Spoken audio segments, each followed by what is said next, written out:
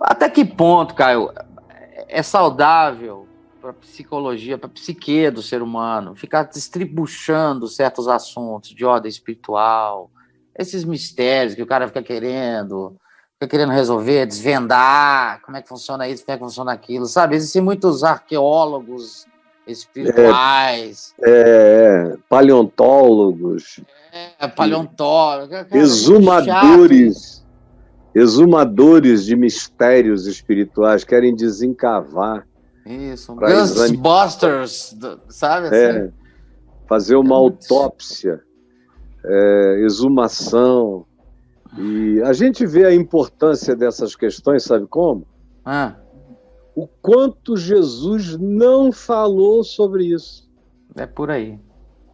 Você vê que Jesus, que diz, eu vim do meu Pai, eu sei, vocês não podem saber. Ele só disse que a gente não tinha acesso, mas que a gente confiasse nele. Porque na casa do Pai há muitas moradas. O significado nisso há muitas dimensões, é indescritível. O que olhos nunca viram, ouvidos nunca ouviram, o que nunca subiu ao coração de homem algum, é o que Deus tem preparado para aqueles que o amam, embora Deus nos dê revelações e vislumbres dessa glória pelo testemunho do Espírito Santo em nós. Mas a gente anda e não somos recomendados a usarmos a imaginação nesse sentido, porque a nossa imaginação, a melhor imaginação, a mais Spielbergiana imaginação, ainda é uma neblina fosca, pálida, sem contornos, sem visibilização, sem demonstração, sem nada do que de fato seja a realidade que nos aguarda para além de toda a concepção humana. Então eu acho um exercício tolo. Eu acho que o nosso amigo José Henrique devia estar aprendendo a viver na Terra, ao invés de ficar perdendo o tempo dele a respeito disso. A vida eterna existe, cara, ponto. Se você crê em Cristo, você está seguro, ponto. E se você andar segundo o Evangelho, você começa a experimentar a alegria da vida eterna aqui e agora e já, ponto. O resto é comentário, é especulação, ponto. Ponto. Parágrafo. Fechou. Não é mais simples? Mas muito mais. Mas o pessoal não quer o mais simples, eles querem especular. Senão eles acham que não estão fazendo uma coisa diferente dos outros, que não são tão profundos quanto os outros, que os outros não têm as mesmas viagens de interesse, de percepção deles e tudo mais. Tem uma perda de tempo brutal, quando na realidade, antes de qualquer coisa, eu devo internalizar o que Jesus explicitamente ensinou e fez. Explicitamente é isso. Depois que eu tiver internalizado isso tudo, quanto mais a gente internaliza, como Jesus nos ensinou a viver no mundo, mais a gente aprende o significado da própria eternidade.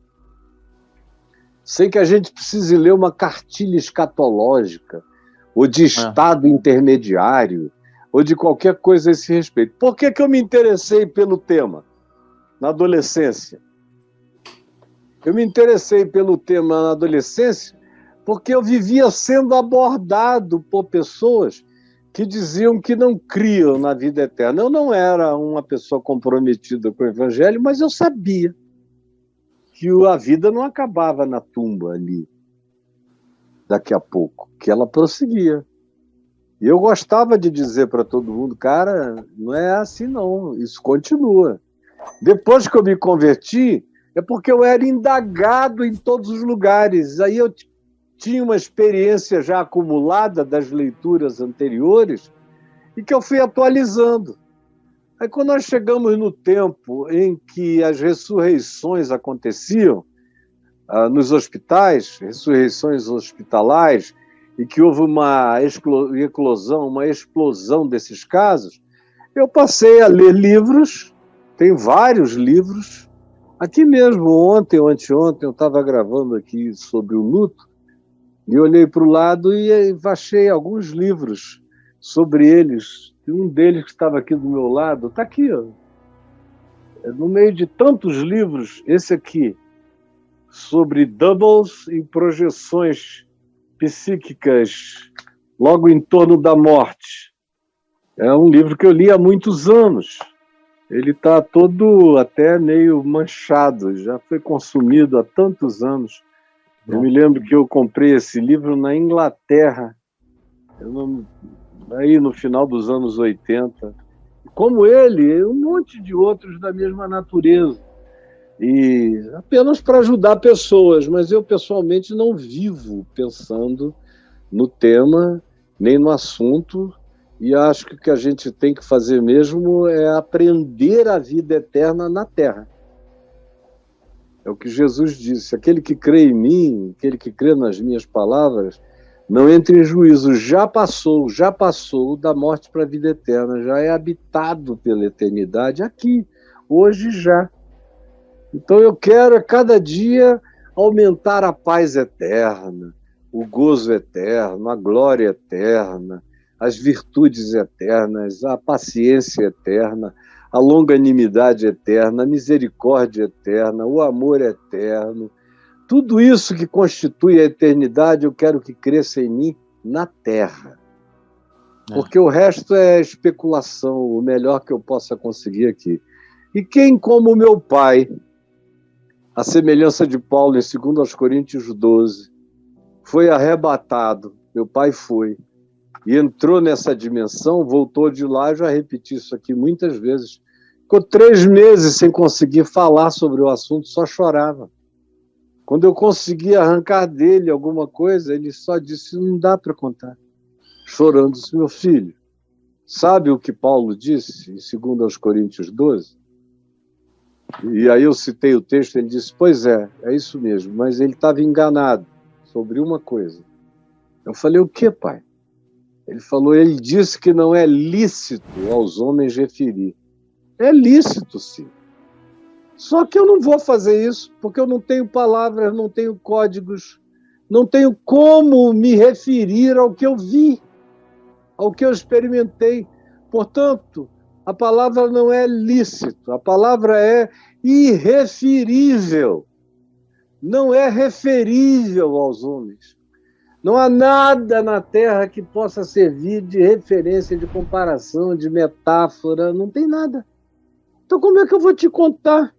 Porque eu não tenho nem códigos para falar, eu me tornei mudo em relação a essa descrição. Não tenho como descrever, está para além de tudo que a imaginação possa conceber. E nunca mais falou a respeito do assunto, por isso também aquela alegria que ele tinha. Desde essa experiência ele esperava a chegada dele partir. Isso aconteceu quando ele tinha mais ou menos a minha idade, 67 anos. Ele só foi morrer 13 anos depois, só foi partir. Ele passou os outros 13 anos com aquela expectação, ele brincava: estou sentindo uma coceira aqui, uma coceirinha, o que será isso? Aí todo mundo já sabia o que ele ia dizer, né? Que coceirinha. Mas quando tinha alguém de fora, ele dizia: o que é, pastor? Aí ele dizia: são as asinhas que estão crescendo, meu filho, são as asinhas. Agora elas já estão maiores, e quanto mais velho ele ficava, ele dizia: deixa eu sentar com calma para não amassar as asinhas. Era a brincadeira dele, com certeza de que ele estava indo e que ele sabia a glória que o aguardava. É isso. Caio, aí ele volta aqui, ele tá com a gente no Papo de Graça. Ele só fala assim: Caio, o problema é o seguinte, cara, é esquecer da família, sabe? Não Meu medo é esquecer os entes queridos. Não vai esquecer ninguém que você ama. Olha, todo mundo que se ama não se perde na eternidade. Guarda isso. todos os que se amam não se perdem na eternidade. Todos os que se amam não se desencontram na eternidade. Todos os que se amam têm o seu lhame, o seu vínculo preservado na eternidade. A diferença é que a Adriana já não será a minha mulher. Já não será. Jesus disse, serão como os anjos do céu, não se casam e não se dão em casamento. Eu não vou fazer bodas de não sei o quê, de 1000 anos com a Adriana. Um milênio de bodas. Bodas de milênio, né? Não tem tempo. Bodas nucleares. É dimensional, não tem sexo, não tem pinto, não tem ejaculação, não tem esperma, não tem gravidez. Eu serei glorificado, eu serei filho da ressurreição. Você imagina um Cristo de pau duro querendo transar com uma crista? Não. Eu serei como Cristo na ressurreição. Serei semelhante a Ele. Eu serei um ser transdimensional, interdimensional, para quem espaço-tempo não trazem mais nenhuma sorte de limitação. Mas eu não vou esquecer o amor, nem os amores, nem os amados, e aqueles que amam a Cristo, com certeza absoluta se encontram e não se perdem. Aqueles que amam o que Cristo ama e mandou amar na vida, com certeza absoluta não se perdem. Aqueles que lutam pelas causas e que têm fome e sede de justiça, e que são mansos e misericordiosos e ensináveis, esses que são os bem-aventurados, reconciliadores dos próximos e do próximo, não se perdem na eternidade, são bem-aventurados, são filhos dessa ressurreição. Esses não se perdem uns dos outros jamais, de modo nenhum. Então, por favor, seus filhos estarão lá, já não como filhos. Já não, fulano, pega aquilo ali para mim, não tem mais essa, cara.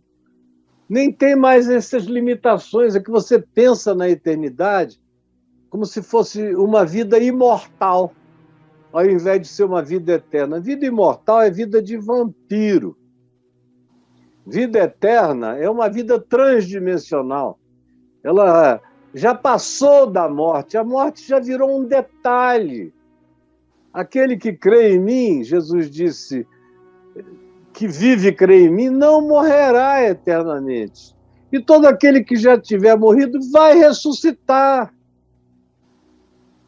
Então não se preocupe, em nenhuma das faces dessa moeda tenha preocupações, porque você já é filho da eternidade, é só crer.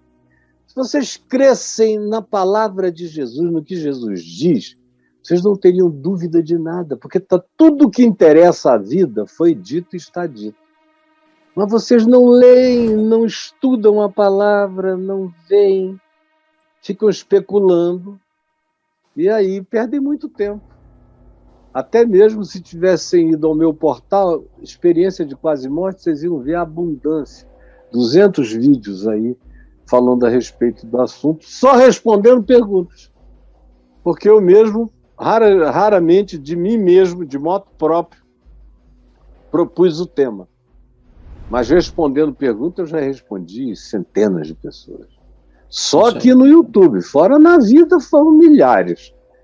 Tá bom, José Henrique? Um beijo, querido.